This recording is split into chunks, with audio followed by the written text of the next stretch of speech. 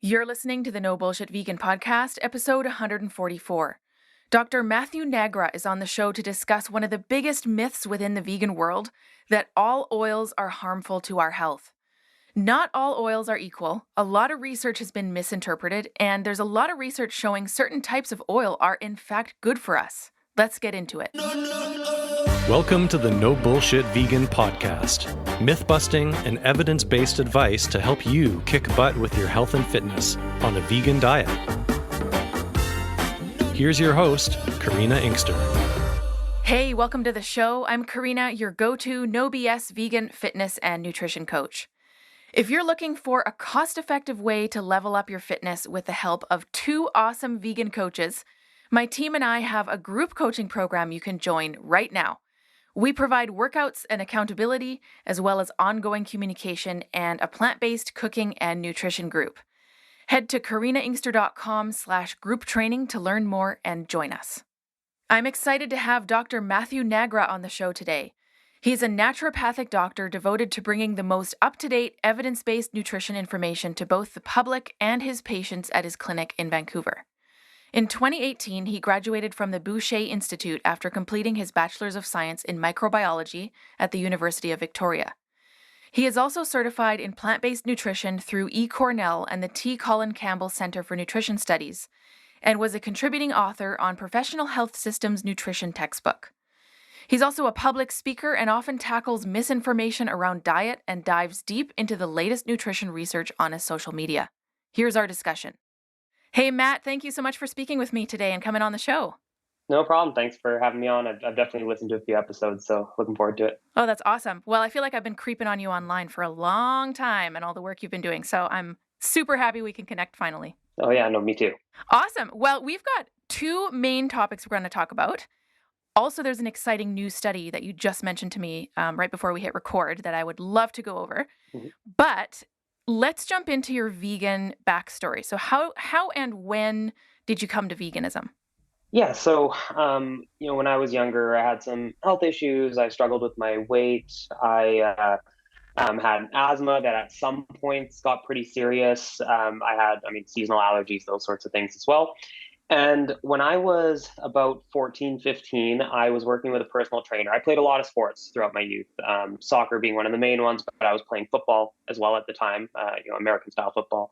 And right. Yeah, just clarifying in case there's anyone overseas listening. So I was working with a trainer for that, and he really promoted a much more plant-based sort of diet, not strictly, but predominantly lots of heavy fruit and veggie smoothies, that sort of stuff. He was very against kind of dairy consumption being one of the big things that he wasn't a fan of. And so I was supposed to fill out a diet diary just to record everything that I ate for a couple of weeks. And my diet was terrible at the time. A lot of McDonald's, a lot of stuff that I would make myself would be like mac and cheese or like just really simple things, right? And I didn't want him to see all that and then maybe work me extra hard in the gym because it was already hard enough. So I thought, you know what, I'm just going to try to take some of his advice for these couple of weeks and change up my diet a bit. And so at that point, I got rid of a lot of the ultra processed foods in my diet. I was having a lot more of, fruits, veggies, smoothies in the morning, that sort of thing, a lot more salads, and then, still having a little bit of meat. I kind of cut out the dairy at that point as well. And I started feeling better. I was losing weight. My skin seemed to be clearing up. I was even breathing easier. And I know there's a little bit of data around like fruit and veggie consumption and asthma as well. So I thought maybe that's playing a role. And so I thought, hey, maybe he's onto something. Maybe this is not just all smoke and mirrors, and maybe diet actually does play a role. So I slowly started incorporating kind of more and more, learning more and more about plant-based diets. And he did kind of push me towards the raw food side at first, which I did get into a bit. And 2 years later, when I was at university, I noticed that my diet was kind of sliding the other way again. I was eating a lot of cafeteria food, maybe not feeling as well, as vibrant as I was. And so in my second semester, just one day, I just was sitting in the cafeteria and I thought, you know what, I'm going 100%. I knew I felt better. So it wasn't so much the ethical side at that point. That did come shortly thereafter. But at that point, I just thought, it's so much easier for me to stick 100%. I felt so much better when I was eating much closer to that. that I'm just going to do it overnight. And today is actually the 12-year anniversary of that date when we're recording No this. Yeah. way. How cool Yeah. is that? Well, happy vegan anniversary. Yeah. Yeah. So, been 12 years strong ever since. And like I said, at the beginning, it was more in the raw food realm, and then obviously transitioned out of that later on as I became more familiar with the evidence and realized like, you know what, you can have things like rice and beans and et cetera, and be really, really healthy. In fact, they're really good for you. So, yeah, that's kind of the short version anyway. Wow, very cool. It's really interesting to see how folks come to it and then how it Mhm. expands over time. The motivations, the reasoning, why we stay vegan, it changes over the Mhm. years. And, for me, it was entirely ethical reasons. And now it's more health and environment as Mhm. well. So I think that's a pretty common theme. One Yeah. thing gets us in the door, so to speak, Yeah. and then things expand over time, right? Yeah, and like at this point, I wouldn't say that a vegan diet is necessarily more healthy than an omnivorous diet, or that it's necessarily the best, healthiest diet. I think it is similarly healthy to a lot of the very healthy dietary patterns out there, like Mediterranean, DASH, etc., all very plant heavy. But the reason I stick to 100%, and the reason I think a lot of people stick to 100% is because of the ethical side. And, just if you don't Right. need to contribute to that, then why would you? 100%. I just had a conversation with another evidence-based professional, and he said something very similar. Based on the current research, you there might be things around certain types of animal products, like you mentioned Mhm. dairy. The red meat discussion is one thing as well, but depends what we're comparing it to. We can't really say across the board that any vegan diet is going to be better than any diet that includes animal products. Yeah. But you're absolutely right. The folks that I know who have ethics somewhere in the mix are usually the ones who stay vegan long term. Mhm. Longer than, oh, it's just a weight loss thing, or I'm doing it just for the environment, or, a more one-sided approach. Absolutely agree. Yeah. Okay, so I got to ask you this, because there's a lot of listeners who at this point are like, dude, what's the deal with having a naturopath on the show? Now, I know because I know your work, but Mhm. other than being engaged with your content online and seeing what you do, my own experience with a naturopath has been homeopathy, which I know is not evidence-based. Yeah, yeah. Now, I know that's not the only, method that's involved, but I would love to hear an overview of how you approach your work, because I know you're an evidence-based professional, and there's probably a lot of bullshit busting that you have to do on a daily basis, I'm guessing here, around your Mhm. profession. So I'm interested to see Yeah. how you approach what you do from an evidence-based perspective. Yeah, I mean, just to start, I think one thing I've noticed a lot more recently is, especially in the kind of newer generation of NDs coming out of school or even entering into school, is that there tends to be a shift towards much more of an evidence-based approach. I mean, we were even heavily involved, myself especially, in the like COVID immunization campaign in Vancouver. I immunized Mm-hmm. thousands of people Mm-hmm. myself, being involved there, and I worked with a lot of others who were involved too. So there are kind of the two sides, you could say. We also do learn a lot about pharmaceuticals. We can prescribe here in BC as well. So it's not this like anti-medicine profession.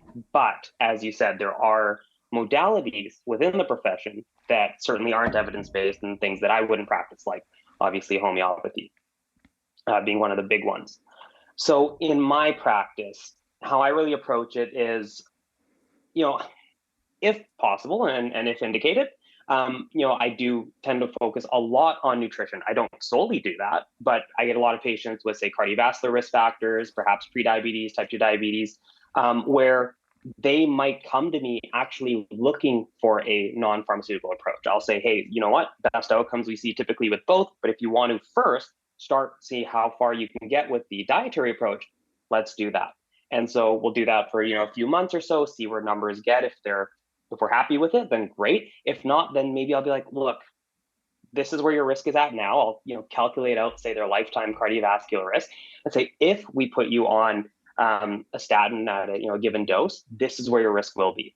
And then we can make that decision, and ultimately, I'd say 4 out of 5 times they end up going for it. Whereas if they had maybe seen someone else, or even if they had worked with their GP a lot of the time, just because they don't necessarily have the same amount of time to spend with them and to go over their concerns, they might not do that. And so that's, I think, one of the really cool things I've found about my practice is I've had a lot of people end up probably doing what's best for their health because I've had that time to really dive into their concerns and explain their, the risks and benefits of the different approaches, and giving them that opportunity to try the dietary approach first, where obviously I can, counsel them on that as well. So that's, if I had to give kind of a general overview, that's the main part. I also do a lot of physical therapies for like injuries and things, but that's obviously a bit separate. Right. Yes, of course. Do you get a lot of folks who just slot you into a certain box because you're an ND and they don't realize that you're, keeping up with the research and what you're doing is actually evidence-based? Oh yeah, no, I get a lot of patients coming to me, asking about, can we try this? Or, my LDL cholesterol is like 5.0, but I really want to avoid medications. And, I'll just be like, look, that's very unlikely to be, suitable in your case. Or in the cases of some therapies that maybe I don't practice, or that aren't very evidence-based, I'll just be like, look, there isn't really evidence behind that. If that's what you want to work on, like I'm happy to do these other things with you, but I'm probably not the best practitioner for that. And I actually do like free, like meet and greet sort of appointments, like just, hey, have a 10-15 minute chat with me first to see if it's a good fit. And if it's not, it's not. But yeah, I'm just not going to go treating someone in a way that I think is, really useless, or perhaps taking them away from more effective therapies. Absolutely. Yeah. Yeah, that's a good approach. Do you find yourself doing a lot of, I'll call it education around what is peer reviewed? I mean, this is what you're doing online a lot of the times, but are you doing this on a one-on-one Mhm. basis with patients as well? Like, someone might come in with a certain idea about what's going to work, and then you have to kind of maybe change their perspectives about things? I would say I do that a fair bit. It really depends on the patient. Some just don't care about those details, of course, but there are a lot of patients who really want to see the specifics. And I've got like my Google Drive with all my research in there that I saved. It's almost full actually. I got to expand it at this point, um, but yeah, like I'll pull open the studies. I'll show them the charts. I'll explain what's going on, and I think one of the big things that really kind of helps me in explaining, say the risks and benefits of different therapies is I'll just ask them, what are your concerns? Hmm. So if I ask them like, what are your specific concerns? Again, I'll go with the statin example because it's just so common. I'll say like, well, what are your concerns? They'll say, oh, I've heard it damages your liver. I've heard it increases your diabetes risk. I've heard these things. I'll say, well, this is what the data actually says. Around diabetes, maybe at high doses with very specific types of statins, there might be a slight increase in risk, but then there's still an overall benefit for cardiovascular risk. And I'll be able to show the numbers for those sorts of things. So definitely do dive into it. I explain some of the issues with maybe some of the evidence that they had seen. Maybe it is anecdotal or something that isn't necessarily high quality peer reviewed literature. But also I would say that just because something's peer reviewed doesn't necessarily mean it's Hmm. great either. There are definitely some issues out there in a lot of the peer reviewed literature, every now and then. So it's almost frustrating that you have to really dive in almost regardless. Well, I think it's great work you're doing. I think the education piece is missing a lot because as our education system stands right now, you basically need to do a grad degree. Like I got to grad school before I learned how to do proper lit reviews and critiquing research, right? So this isn't something that's just taught in high school, which is crazy to me. I think that's got to change. But before it does, professionals like yourself are out there educating the masses online with content, but also in a one-on-one patient to doctor situation, which I think is super important. And I think, it takes a lot of time to get kind of good at this. And obviously I'm still learning every day too, but to get good at actually evaluating research, like the amount of time you have to put in on your own life, like outside of even formal education, is just it's incredible. It's a full-time job really. Mm-hmm. I can imagine. So tell me about this new study that came out. We're going to talk about this a little bit because we've got a large topic to dive into, everyone's favorite oil topic in the vegan world. But just before we hit record, you mentioned that there was a new study that came out and apparently it was really well done. And I'm very interested to hear about what they were researching and what the outcome was. Yeah, so actually, before that study, I'll just mention that back in 2021, there was a great study published, looking at vegan diets and omnivorous diets for muscle and strength gains. And this was done in Brazil, where they enrolled I believe it was 19 vegans and 19 meat eaters. They had them up their protein intake to 1.6 grams of protein per kilogram of body weight, which is sort of the threshold for where we don't really see further benefit as far as strength athletes go. And they had them train twice a week for 12 weeks. And at the end, they ended up with similar muscle and strength gains in every metric that they looked at. And so that's a really solid piece of evidence suggesting that you can do just as well or very similarly on plant protein as you could on animal protein or a plant-based diet versus an omnivorous diet. Now, this one, I think, covers a few potential issues with that past one. For one, they hadn't trained in the original study. So they were untrained athletes, and a lot of people will point to the noob gains or the fact that they weren't training. Maybe they just did better, or they would have done well regardless of protein intake. So that's one issue. The other one is training volume. So they only trained 2 times a week in that trial. In this new one, they trained 5 times a week. So what they did was I should mention, in that previous one, it wasn't randomized, which is kind of a benefit because they wanted people who were habitual vegans. So they were eating a vegan diet for a while versus, changing an omnivorous diet or half the omnivorous diets to a vegan diet where there could be other confounders like undereating and things. But in this more recent trial, they enrolled in the first phase. There were 2 phases. In the first phase, they enrolled 16 people, mostly omnivores. There was 1 vegan. So that 1 vegan was placed in the vegan group, and the other 15 were randomized to either the vegan or the omnivorous group. They had them up their protein intake, aiming for 1.8 grams of protein per kilogram of body weight, a little bit above that 1.6, mostly as a safety net, just to make sure nobody dropped below the 1.6 if they undershot a little bit.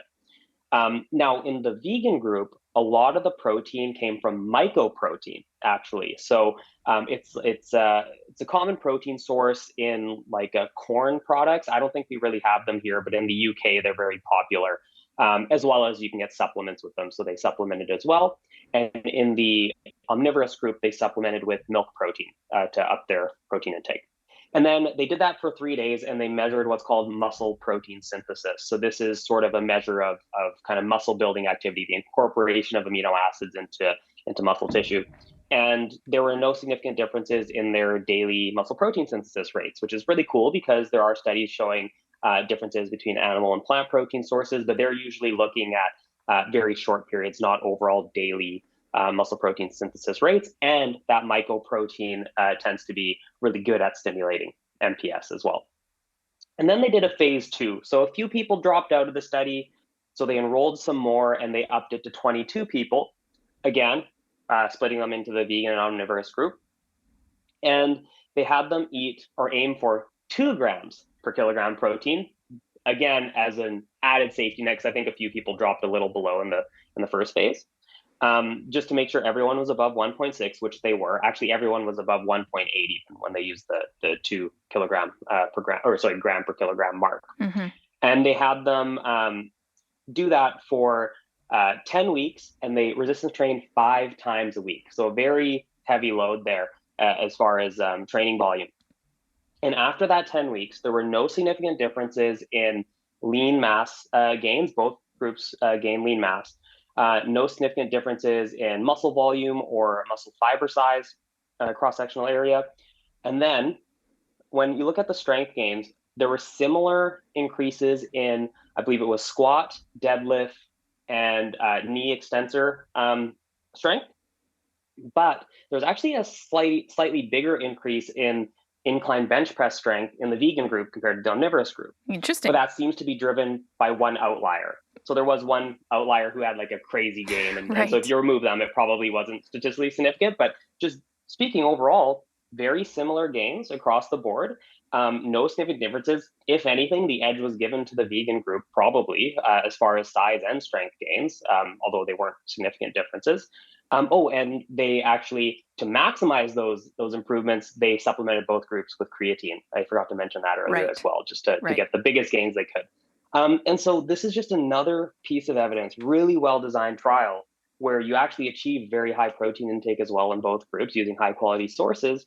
We don't see a difference, or at least not a significant difference. So I think this whole argument, I mean, it's never ending. There's always going to be complaints about some little details here or there. But at this point, I would say the onus is on people suggesting there's a difference to show that, because The data is quite consistent, at least amongst the studies that we have.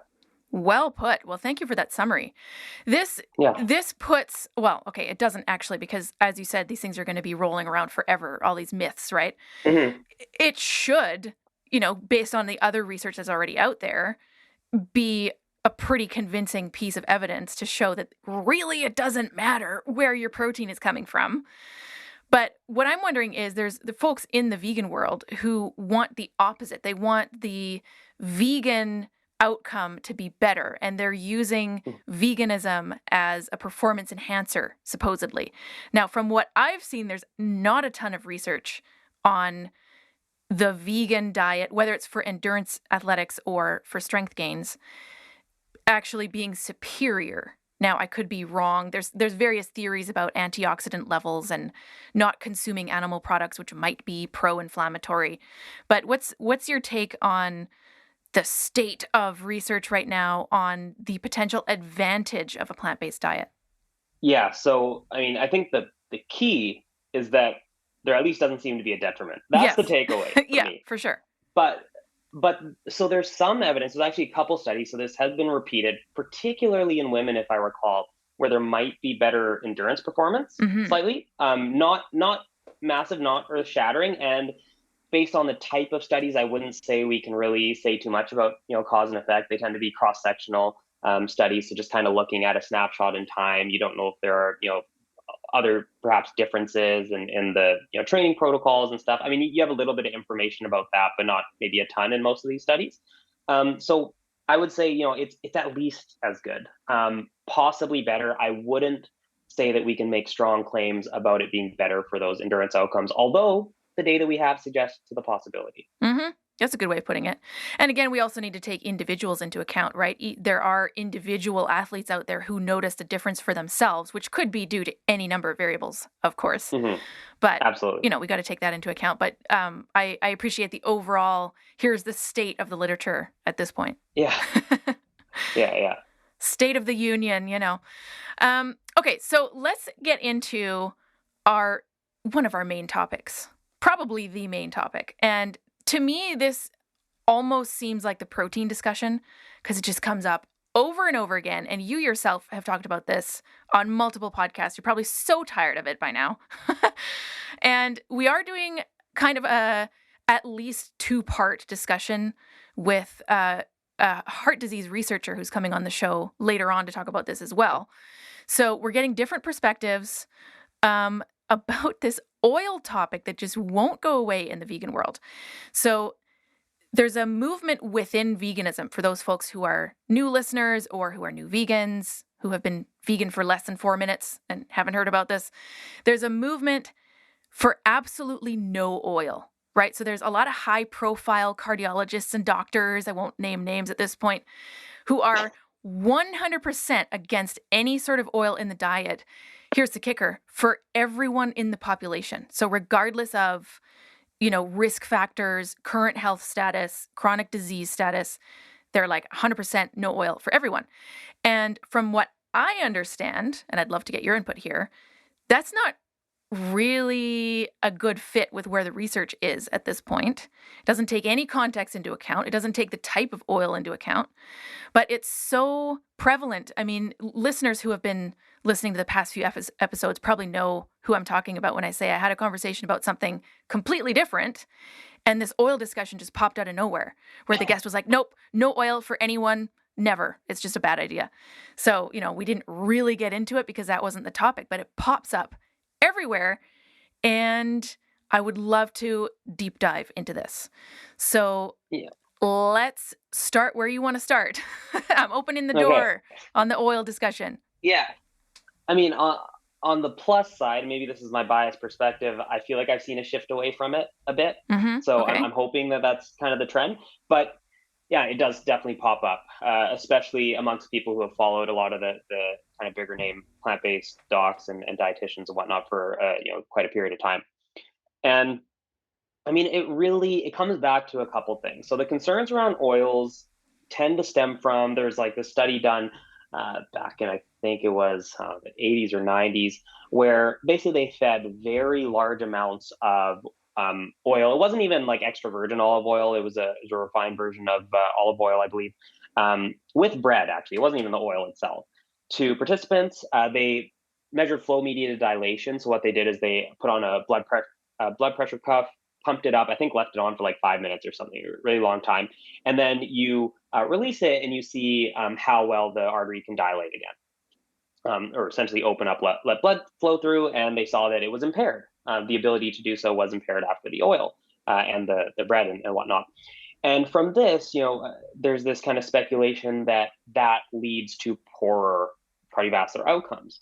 The thing is, these postprandial or post-meal, that means changes in flow-mediated dilation, have never actually been shown to translate into outcomes or like actual risk of cardiovascular events. That's what matters.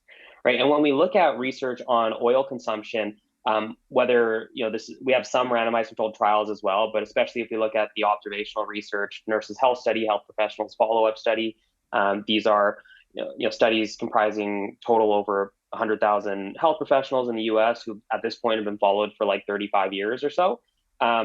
And you have really detailed information around their diet and lifestyle as well in those cohorts. So it helps to control for possible confounders. And you see that things like olive oil and even vegetable oils tend to be quite health promoting. If we look at meta-analyses of observational studies on vegetable oils like canola oil, et cetera, or olive oil, they tend to be associated with a lower risk of cardiovascular disease. And this is just very, very consistent. Now, what some others will do is they'll point to the case series by Dr. Caldwell-Esselstyn or the randomized controlled trial by Dr. Dean Ornish, where in Dr. Esselstyn's example, basically took 198 people, put them on a very low-fat plant-based diet, no oil, and followed them for a period of time. Some people fell off the program. It was about 23. I'm going off memory here, but around 20 some odd participants fell off the program, and those who stuck with the program had a very low recurrence of a cardiovascular event, as these are people who had previously had a cardiovascular event. There's so much going on there. For example, you have highly compliant people with a very restrictive diet, probably also really good at taking care of their health in other ways. You have a very healthy diet overall, whether it has oil or not.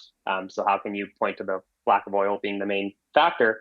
And you're actually comparing to a group who weren't compliant. So there could be a lot of other differences between that, between the two groups. Mm-hmm. So that's one.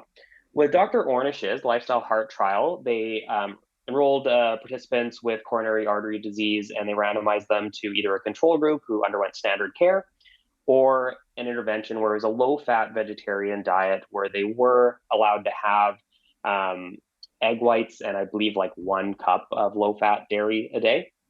And then they also attended social groups. They took a vitamin B12 supplement. They were told to stop smoking, but only one of them even smoked to begin with, so probably not a big factor. And then they mostly walked for exercise.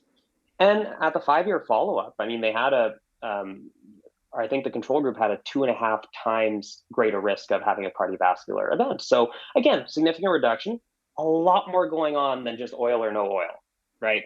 It's hard to pinpoint the oil kind of factor there alone when we have all this data that adjusts for all of these other dietary variables, yet still finds that oil consumption is associated with benefit.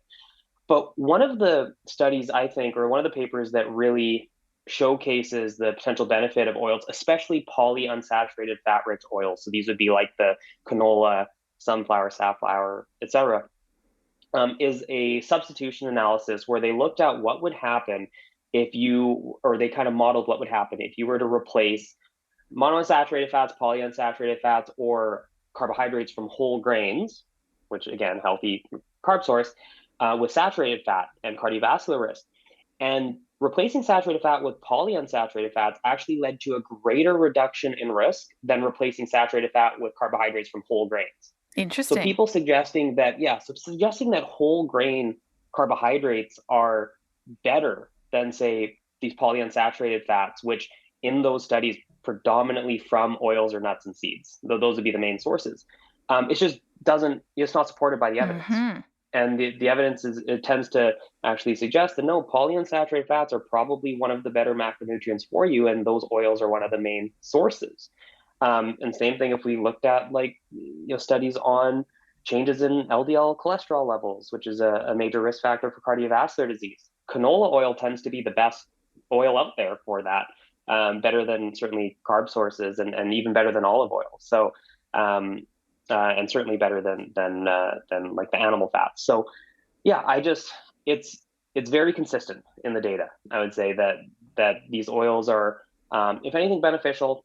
People don't need to have them though. You can get these polyunsaturated fats from nuts and seeds as well. But I think going the super low fat route actually does yourself a disservice in the long run because you're missing out on some of those benefits. Absolutely. Well said. Okay, so let's unpack a couple of these points. So some things that are in my brain right now are what you mentioned around the context piece, or does this actually matter, right? So the trial with the blood pressure cuff, basically tested oil by itself, because another issue is which variable is actually causing the effect. So, even in a study that's looking at just oil as a variable, the results don't necessarily mean anything. They don't necessarily mean that you're at an increased risk of negative health events, right? I think this is a big thing in research in general, right? Exactly. You could have, I think there was a study at some point that found some food source, quote, doubled your risk for prostate cancer. And it went from a background risk of 1% to a risk of 2%, right? So in the scheme of things, sure, technically it doubled your risk, but what does that mean in real life, right?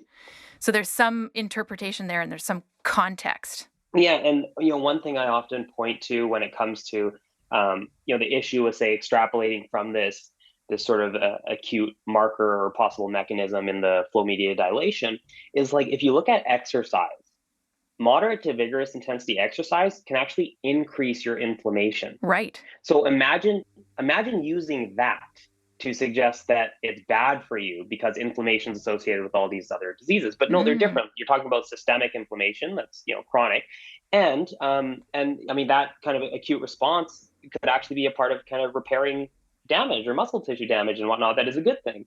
And obviously, when we look at the long-term data, which is almost exclusively observational for people who want to criticize observational research on exercise, it's clearly beneficial in the long run. There might be a point at which you're overdoing it so much that it becomes harmful, but that's at very, very, very high levels of exercise. And even that, I mean, there's a little bit of debate around. Mm-hmm. Hey, that's a great analogy. It's causing this effect, which across the board is negative. So it must be negative with no regard for context. Yeah. That's a really good point. The other point was about variables, right? So the studies that you mentioned, Esselstyn and Ornish, for example, involve so many variables that you can't be sure it was just the oil that caused the result. Absolutely. So do you think these investigators, these doctors, these researchers are misinterpreting their results? I mean, they're still touting 100% no oil for the entire population. Yeah, I have no idea, to be honest. Which, the other thing I'll mention is it's weird to extrapolate that to the whole population, because in Esselstyn's study, that was secondary prevention. So people who'd had a heart attack, let's say. And in the Ornish study, those are people with confirmed coronary artery disease. They might not have had an event already, but they were on their way, at some point. And so these aren't necessarily the general healthy population. And then what about people like growing kids or athletes who have a tough time getting enough calories from just strictly plant-based diets without adding in some refined sources or processed sources like the oils? It's just, I think it's actually possibly a reason some people fail is because they're trying to adhere to this super, super strict, more limited diet where they're probably under eating, and then they don't feel great and they fall off. And so if it makes it easier for them to adhere, then go for it. I mean, look at the Seventh-day Adventist population, one of the healthiest populations in the world. They're known for eating mock meats. It's like one of the inherent parts of their diet, has been for a very long time. I believe it introduced in like the 20s or 30s and been a mainstay since the 50s or something. Like it's going way back. And if incorporating some of those things, not like crazy, of course, not every meal, but incorporating whether it's oils or even some of these more processed meat alternatives helps people stick with it long term and provides a calorie dense or more calorie dense option, also more protein rich in the form of the meat alternatives, then I don't see a problem. I'm 100% with you. And using myself as an example, when I worked in gyms with clients in person before I went online, so that's what I did for 7 years, I was trying to hit about 3,300 calories a day just to maintain. Like, this is not Mhm. gain mode. This is just like stay at normal mode. That is a shit ton of food if you're eating like Yeah. no oil, only whole foods, right? I mean, it's a shit ton of food anyways. But then you add on top of that being allergic to all tree nuts and avocados.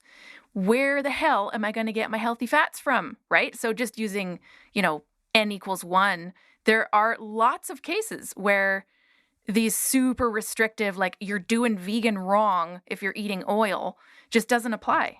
Yeah, no, I agree. It's unfortunate, but like I said, I do think, at least in my circles, I'm seeing a move away from that. But maybe it's just because people who follow me tend to not buy into that as much. I don't know, but I do tend to see a move away or a shift away, which is great. Well, that is good to hear because I'm still getting it's like almost a moral failing to some people if you're not eating exclusively whole foods.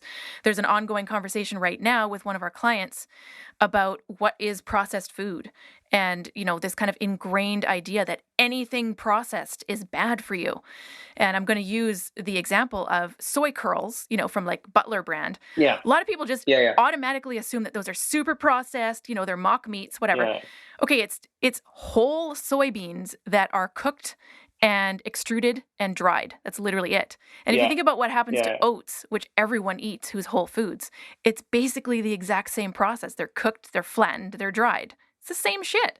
But for some reason, yeah. one of them is seen as super processed and the other one is a whole food. So there's no definition. Yeah, and actually, just talking about all the processed, processed food and whatnot, it reminded me of another reason that people tend to talk negatively about oils, and that's just the fact that a lot of the ultra processed foods out there, the very heavily salted, fatty, sugary foods, they tend to have a lot of vegetable oils in them. Hmm. That's one of the main fat sources because it is cheap. It's cheap, widely available. It tends to be in there, and so people will use that to suggest that the oils are the villain in that when really it's just the fact that they're hyper palatable and people overeat on them and there's maybe other things that aren't so healthy. And actually another comparison I use there is that it would be like saying that that water is unhealthy because it's the main ingredient in Coca-Cola. Ooh, But that's a good right, analogy. yeah, but it's obviously everyone knows that we need water, and so it's a really easy kind of analogy to grasp. But yeah, it's just it's sort of an innocent bystander there, or I shouldn't even say innocent bystander because it does add a lot of calorie density. And one of the problems with those foods is the fact that they're so calorically dense and easy to overeat on. But it doesn't mean that that in isolation is going to be a problem if you're cooking with it or putting on your salads or whatever. Right. Well, I realize that in the world of nutrition and fitness, a lot of folks are legitimately working on weight loss or fat loss, to be more Mhm. specific. That's fine. But I think the assumption with a lot of these foods is that's the only goal that people have. Mhm. So, the fact that oil is calorie dense. So one of the arguments from this podcast guest that I was speaking with about oil is how calorie dense it is. And I'm like, yeah, so what's the big deal? Like, you're not going Yeah. to drink it from the bottle. And in the Yeah. context of what, right? You always have to ask in the context of what? If you're on 3,000 calories a day, you probably have quite a bit more room than if you're calorie restricted in, changing your body composition mode and you're doing 1,500 calories a day. So there's no context. And I also I find myself frustrated at the assumption that everyone at all times is in weight loss mode. And that's the only Yeah. legitimate health goal that you can have. Yeah, no, I agree too. I mean, I think it's an interesting one because there's a lot of different sides to that discussion, and like I kind of sit on it's a risk factor. Just excess body fat in general, a risk factor for a lot of diseases. Sure. Given the prevalence, a lot of people could probably benefit from reducing their body fat percentage, but it's not the only thing that matters. And certainly when it comes to like weight shaming and stuff like that's got to go. Mm-hmm. But yeah, no, I totally agree that it's very kind of short sighted to only point to that factor, which is really kind of funny in this case because a lot of studies on vegetable oils and weight gain haven't actually shown that it increases weight, and that's because the way they're used tend to be to eat more very low calorie foods like vegetables. If you're cooking vegetables or you're pouring it on a salad or something, your overall calorie density of that meal is probably really low. And so that's another kind of factor, context, that gets left out. Hey, that's a really good point. Yeah, I'm way more likely to eat a salad the size of my head if it has some kind of oil-based dressing on it. Now, I'm not talking about like Hmm. dumping it on there necessarily, Yeah, yeah, but that's an interesting point for sure. See, context again. yeah. Interesting.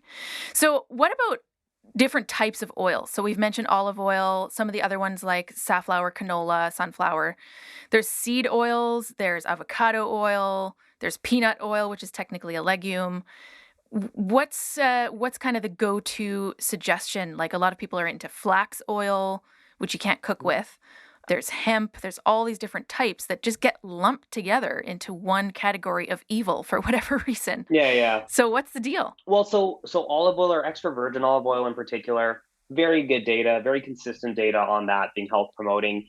A part of it might be the higher monounsaturated fat content, relatively low in polyunsaturated fats, a bit of saturated fat, but overall tends to improve lipid profiles and improve cardiovascular outcomes. But some of the benefit might actually be coming from the polyphenols in there. Mm, So there's a especially with extra virgin olive oil, there tend to be a lot more, and so that's one that would be near the top of my list as far as the better ones if you were to choose. Not that I think any of these are necessarily bad, so to speak. hmm When it comes to lipid profiles like cholesterol, canola oil is probably the best, at least out of the ones that you would cook with or typically cook with.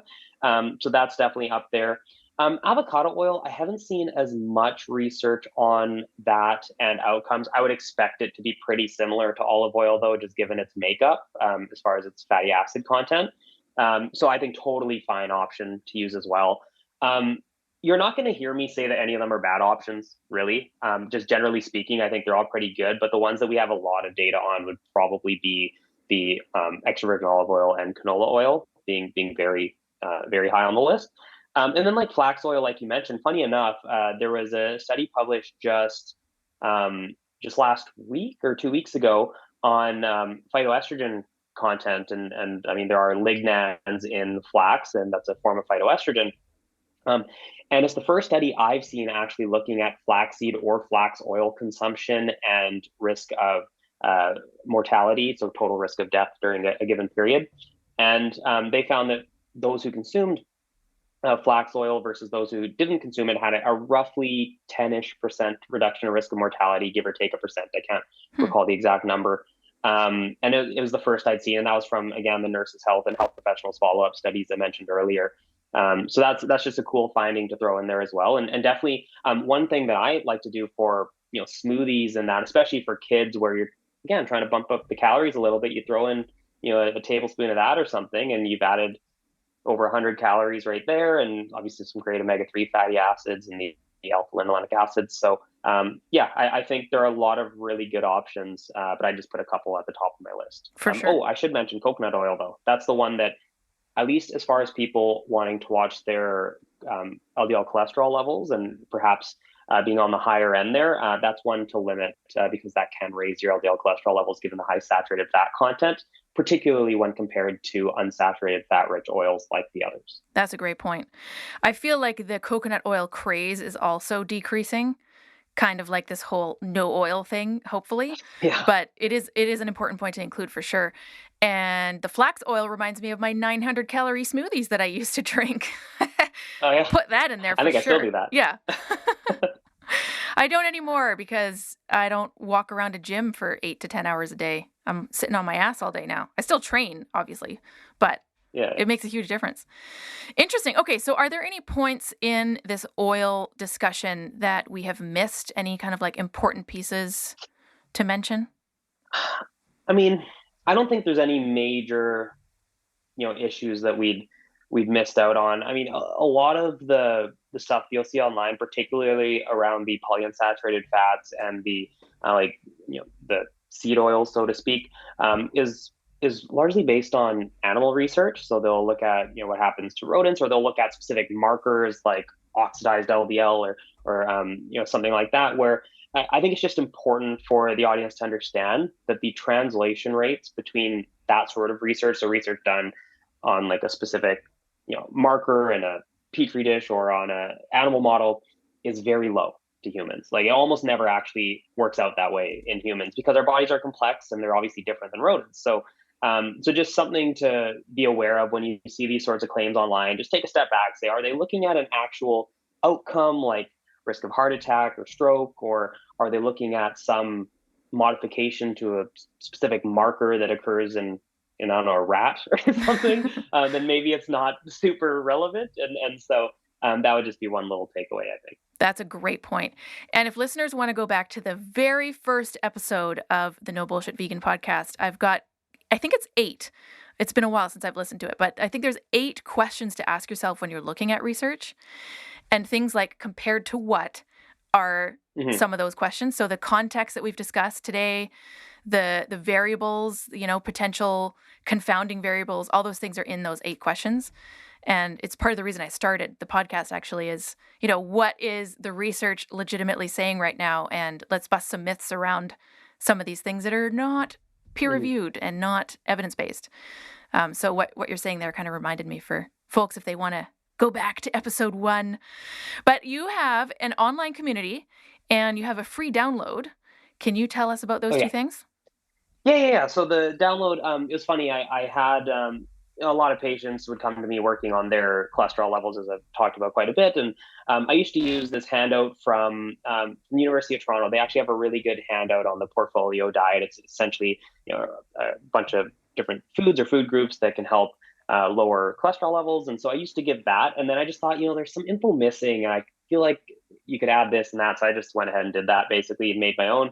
Added some extra background information on that so people can download it for free. It's just on my website, drmatthewnagra.com/resources. And then I also have just this like online community private Facebook group where we do weekly live discussions. And obviously if people have questions and things, they can throw them in there and we chat back and forth. Also on my website, drmatthewnagra.com/join for that one.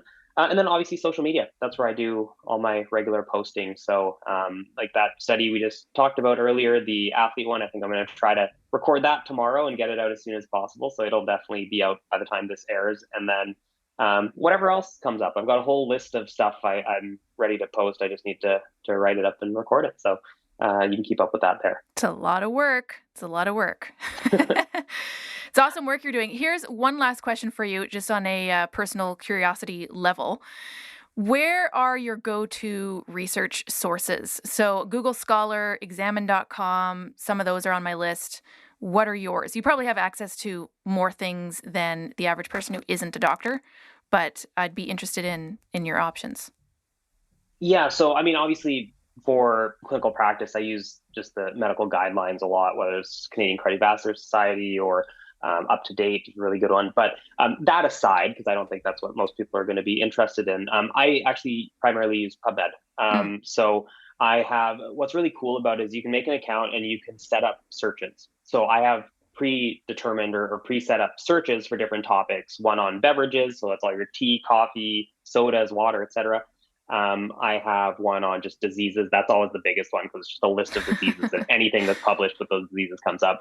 I have one for plant-based diets. I have a few others anyway. And basically every day it just updates with whatever else is published. And then I can filter through for the types of studies I'm interested in and go through them. And like this morning, I planned to get a bunch of stuff done. And then that athlete one came out, or the one I was talking about. You're like, well, my day is set now.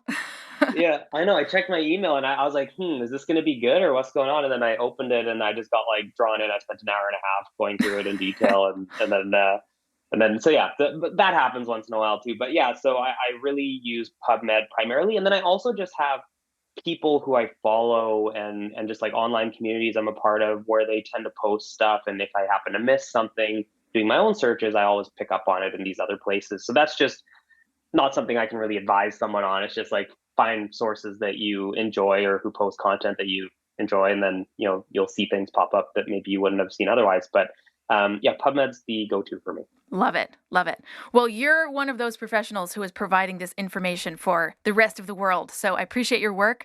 Great speaking with you. Thank you so much for coming on the show. Thanks for having me. It was good and fun chat. Thanks again for speaking with me, Matt. Great to connect, and I so appreciate a good BS busting session.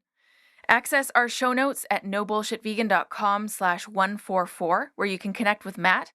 And you can download his free guide to optimal cholesterol levels. You can also sign up for his newsletter and his exclusive online community with weekly live discussions covering a variety of topics in more detail than what he posts on social media, which is already an incredible level of detail, so this is saying something for sure. Also, don't forget you can learn more about and sign up for my group fitness program at karinainkster.com/group training. Thanks for tuning in.